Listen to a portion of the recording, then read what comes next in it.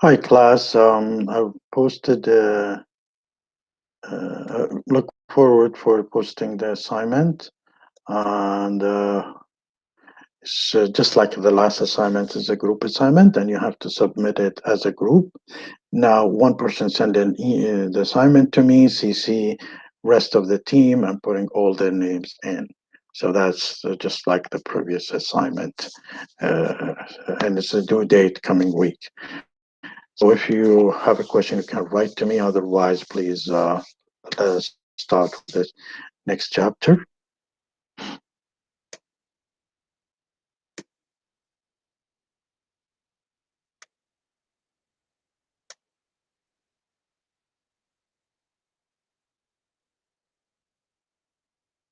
Okay. Now, in this chapter, what we will be talking about is we're talking about performance management, which is chapter 9.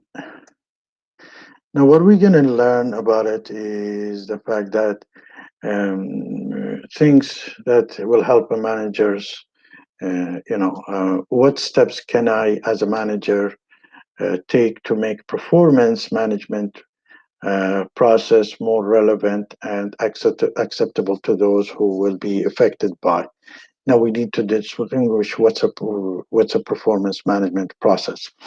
How can we best fit our approach to performance management with the strategic direction of our department and business?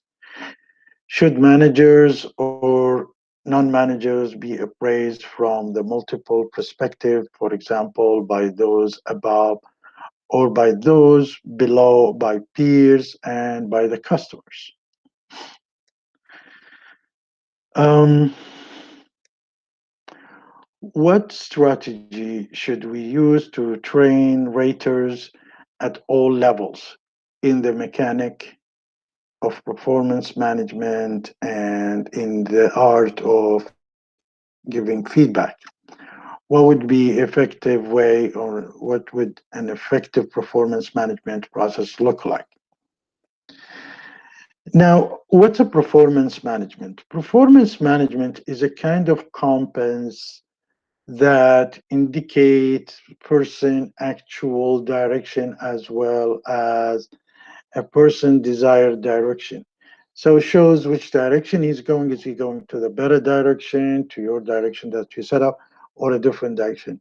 And what is, a real desired direction? It requires willingness and commitment to focus on improving performance at the level of individual or a team every day. So everyday work. Many managers incorrectly, equate equate the performance management with a performance appraisal. These are two different things and they are different. The performance appraisal is about administrative exercise typically done once a year.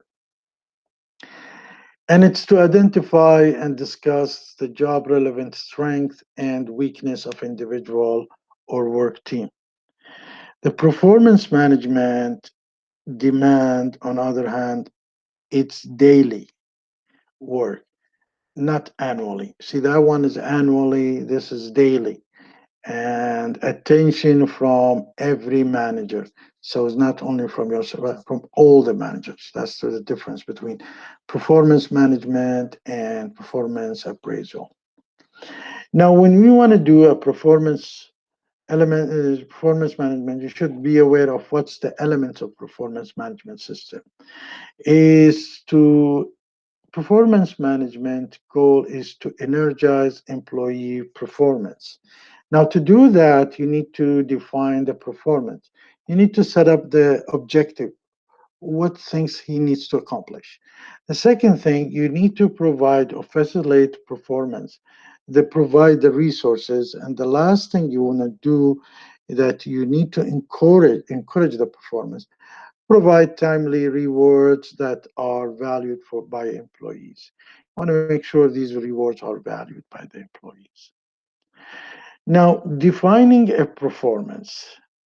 Managers should pay attention to the following key elements we need to define the performance. We need to pay attention to these.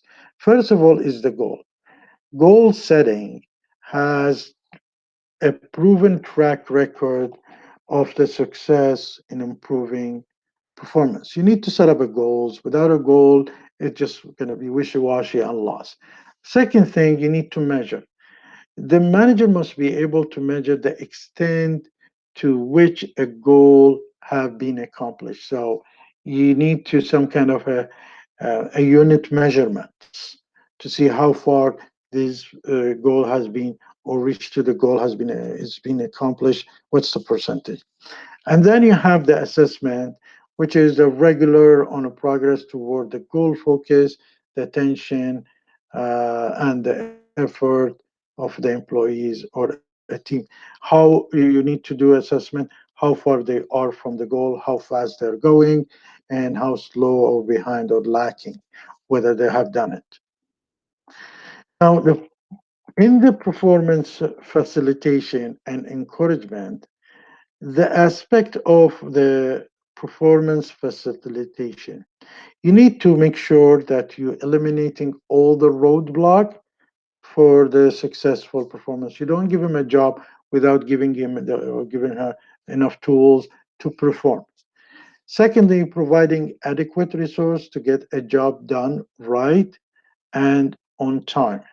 So it needs, if he needs money, if he needs machineries, if he needs more time, you need to give him an adequate resources and paying careful attention to selecting employees. Now, performance encouragement involve providing a sufficient number of reward that employee really value in a time, fashion, and in a fair manner. If he's not interested in a promotion, he's more interested in more cash, so you give him more cash. In the time, fashion matter. You need to give that feedback in the right timing for the person. For example, the fairness, important practice that you need to do. You have a voice, collect employees' input through the surveys or interviews. So you need to see their input. Then consistently ensure all the employees are treated consistently when seeking input and communication about the process for administrating reward. So they're being communicated. First of all, you get their all feedbacks and interview. You do them interview. They're being communicated how the rewards is going to get, what kind of reward according to the accomplishment.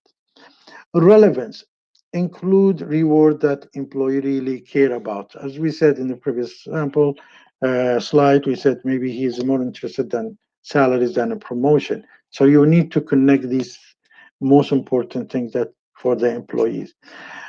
Communication, explain clearly the rules and the logic of the reward process. How this reward caused by what and how he's going to get it and when he's going to get it. So the purpose of performance appraisal system, why do we need a performance appraisal? First of all, we need to do, the management or the employment need to make a decision whether they hire more, train people more, all these things. You need to see the employee feedback, the god of the work and the environment of the work. You need to do the criteria in test validation, whether you've been giving reward or things in regard of the accomplishment, is it good or not, valid or not. The objective of the training program is the training is meeting the objectives, and we need also to diagnosis of the organization problem that help us. The purpose of performance help us to understand where is the weakness and how we can fix it or strengthen the weakness. Now, the requirement for effective appraisal system, first of all, you need to legally and scientifically, the key requirement of appraisal of any appraisal system has to be relevant, also relevance, sensitivities, and reliability. In the context of ongoing operation, the key requirements are should be acceptabilities, and should be practice or practicabilities. We'll talk about each one of them separately. In the relevance, which is the first one, implies there are a clear link between the performance standards for a particular job and the organization objective. So if he's doing something, should be related to the organizational objectives and goals. A critical job element identified through a job analysis and the dimension to be rated on them. So we need to look at we analyze the jobs and what they're supposed to do, each job and how they are connected to each other and how they meet the organizational objective.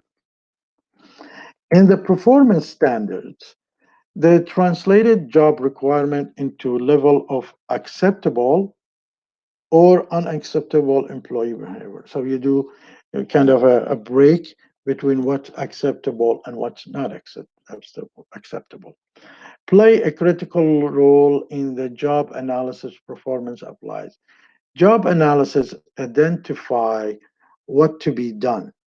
So when you do a job analysis, is basically you break down the job and see these tasks belong to this job and then how it's supposed to be done. It's not a job position. It's not about position. It's a job analysis. So the job analysis is what kind of a task to be done.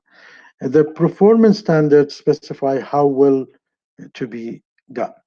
So once you have you break down the task for that job and then how it's to be done, how it's supposed to be well done, acceptable or non-acceptable level.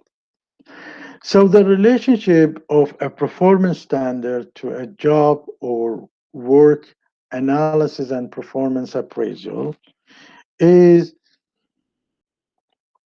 job on work analysis. This in the job or a work analysis, we describes work and personnel requirements of a job, a particular job. So we break down and says we describe work and personal requirement for doing that job. Now the performance standard, we translate job requirement into levels of acceptable and non-acceptable. So you put acceptable if he's producing 100 units, non-acceptable if he's producing less than 50 units. Then you do a performance appraisal. So describe the job relevance, strength, and weakness of the individual or team. Once you do this process of acceptable and non-acceptable, then you can see, and you have some kind of a benchmarking, you can tell where is the weakness of individual or the team. When we talk about sensitivities and reliabilities, and this is in this part, which is reliabilities and sensitivities, we need to talk about the sensitivity, which is imply the performance appraisal system is capable of distinguish effective from non-effective performance. So you have to set up some kind of a measurement so it can distinguish between effective and non-effective. If it's not effective, then the appraisal system can be used for any cannot be used for any administrative system. So if you don't have the clear cut right measurement, then should not be used for any administrative system.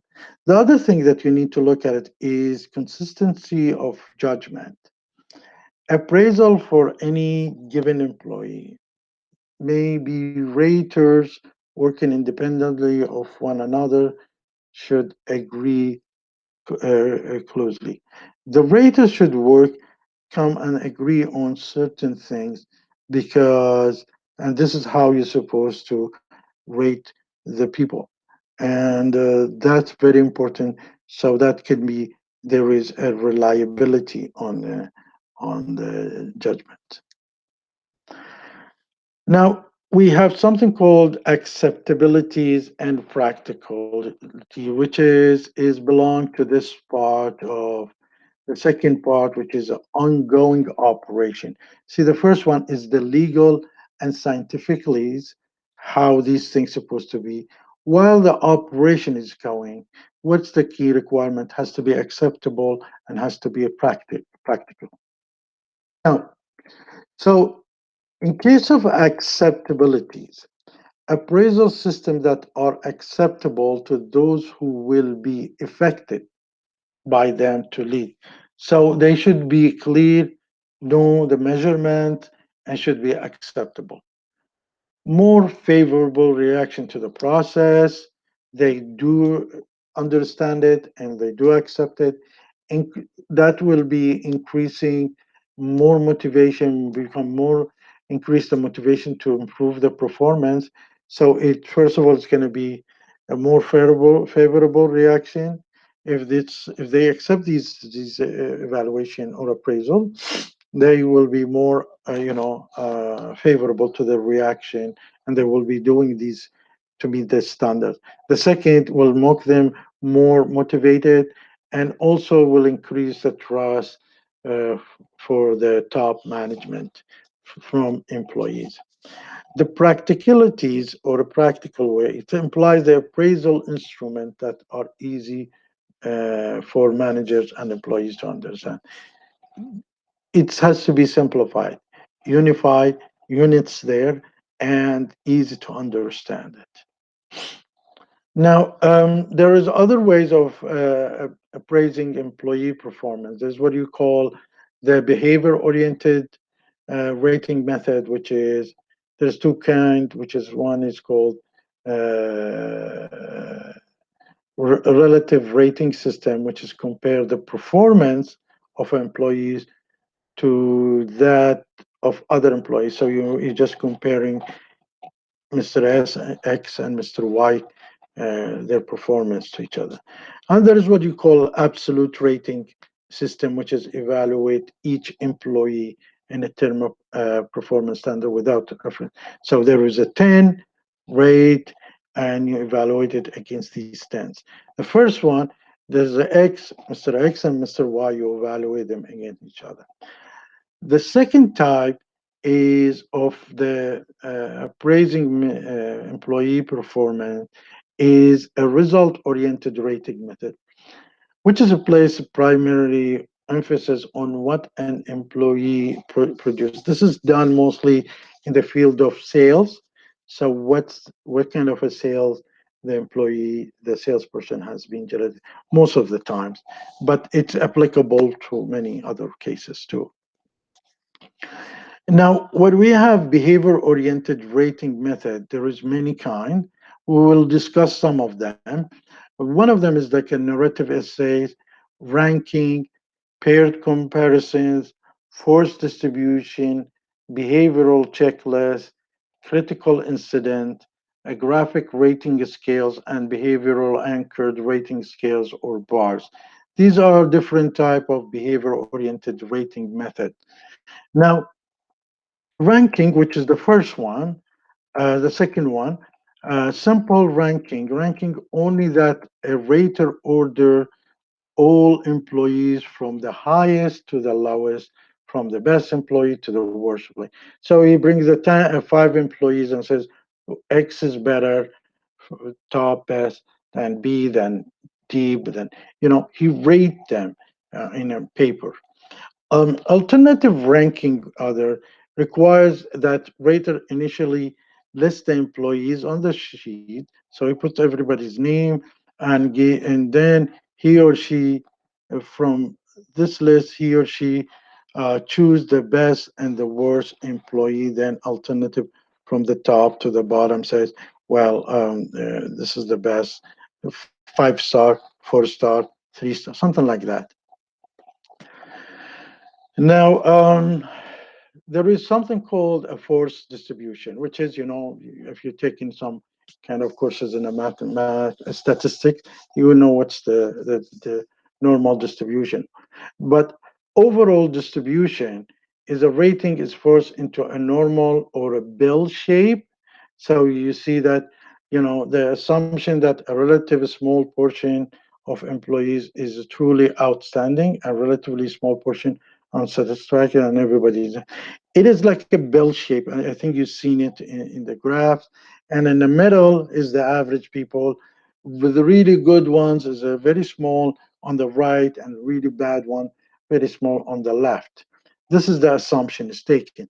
So when you the elements at this is that on the middle, at the top of the distribution, which is the extreme right, or rated leniency, which is they're really, really good, and there are not many of them. Then at the bottom, the other side, you have the of the distribution, which is the ones that really, really bad or unsatisfactory, which is rated severities, and the rest, a majority is in the middle, which is called central tendencies. It's just like the in IQ test. You see the distributions of IQ: extremely smart, or genius, average, and idiot or stupid. The result-oriented rating method, management by objective. This is a very interesting one. MBO, management by objective. Process of managing that relies on a goal setting to establish objective. So it is a managing process of managing that relays. You put goals in what objectives in the goal to establish your objectives. What's the objective you need to have to reach each one in order to meet the requirement of the organization. So the objective could be the organization as a whole, uh, or each department, or each manager with each department, and it could be each employee. The measure of each employee's contribution to the success of the organization. So once you put the objectives, and then you put the employees, how each object they are trying to deliver, accomplish, and that's what uh, once they're accomplishing, all these objectives will be resulting to the goal, ultimate goal of the organization. So it's called management by objectives, or MBO. Is MBOs to establish objectives. So now when you have goal, you have goals made of certain objectives, and these are how to establish the objective. To establish the objectives, the key people should meet to agree on the major objective for a given period of time. Is to develop a plan of how and when this objective will be accomplished, and agree on the measurement tools for determining whether the objective has been met. I think you just need to look at it. It is a straightforward. People sit together, set up the objectives, which is these objectives will accomplish the goal. Now you need to develop a plan how to meet these objectives, each one of them, and you need to get a measurement of whether you are met the objective, or you're in a way of getting your objective, how fast you're reaching, how slow, and all these things. So these are the three main concepts in it. There is a similar thing that for MBA, management by objective, is something called working plan, planning and review. It's very similar, and it's placed also, except it's placed a greater emphasis on periodic review, so every 6 months, every 3 months, of work plan by both supervisor and subordinate, in order to identify the goal attained, problems encountered, and need for a training. It just every 6 months, or every year, or every 3 months, or there is a meeting between the supervisor and subordinate to tell them, what have we accomplished that goal, what kind of a problem we are encountering while accomplishing or not accomplishing the goal, and what kind of a training do we need for it. Now, evaluating a performance. When you want to do an evaluating your performance, the possible raters, it should be people who your immediate supervisors. It can be peers. It can be subordinate. It could be self-appraisals, as I sent to you, and it could be customer served. To you give it to the customer, and they can rate that for you. But a leader behavior to build a trust and employee response to them. S- When you're a supervisor or a manager, you need to be a leader and you need to take certain things into consideration. And for you and for the team that you are leading. A leader behavior to is to build a trust, make realistic comments, follow through the promises that you've given, keep other informed, show support and avoid the blame. Don't blame anyone. Share the information and protect those not present. That's in as a leader characteristics and things that you need. Now, the team that you lead, you should see these in them. Are they is there willingness to follow the manager lead, willingness to take a feedback? Are there is there any perception of fair treatment? Increase innovation and creativity with the team? Is there an increase of that? Are they higher satisfaction, more satisfied, and are they more increased effectiveness in them? Now, as we said, you can be a supervisor of one person, the individuals, or a team. So, type of teams, there is work or service teams, and there is what you call intact teams, engage in a routine task. Every day they do the same thing of routine. Then you have the project team, excuse me, teams assembled for a specific purpose and expected to disband once their task is completed, just like implementation of softwares or building a, a house. That's a project team. And then you get the network team, which is teams that include members not constrained by the time or space or membership, and it's not limited to an organization, but could be you bring in people from outside in a different timing. They can do any time they do the work, and this is what you call a network team. In the types of appraisal error. So when you do appraisal, you might fall into a rare error. Some of the error that you might fall in it is called hollow error, is that when you're assigning his or her rating on the base of a global good or bad impression of raters. So it's not, you just rate it to somebody globally good or somebody who's not related to the job, how good he is. The second thing, the contrast error, which is rater compares several employee to one another than to an objective standard of performance. Maybe you have five members and all five of them are lousy and not accomplishing anything. You cannot rate them to each other because all of them are not accomplishing. So that's what you call a contrast error, might you follow. And then when you call a recency error, which is a rater assign his or her rating on the base of the employee most recent performance. So he is rating according to his recent, performance and not current performance. So in this chapter, what we talked about it, we talked about the performance management, we talked about performance appraisal, we did about performance facilities, how we going to do performance engagement, what's the relevance, performance standard. We need, if there is a sensitivity, reliability, acceptability, practical. We need to have all these in the performance. Applicant group, whether we talk different about the different groups.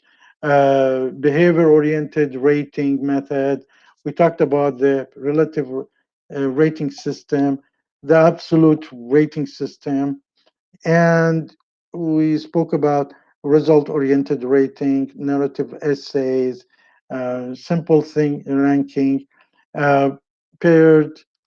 And also the second half, we talked about the force distributions, the bill shape, leniency, severity, the middle central tendency, the Likert method of a summit rating, and management by objective. We spoke about different error like a hollow error, contrast error, recency error, and that's end of the discussion. We spoke earlier, previous chapter, about the destructive criticism. Now, as we said, I'm going to post your second assignment, and it's a group assignment, and it's about exactly the same thing as the previous assignment. One person will be sending me assignment on behalf of the team, CC rest of the team, and want to make sure he puts their names and their ID student in the assignment, uh, so I can easy to refer to them. Well, thank you very much and have a good one. Bye bye.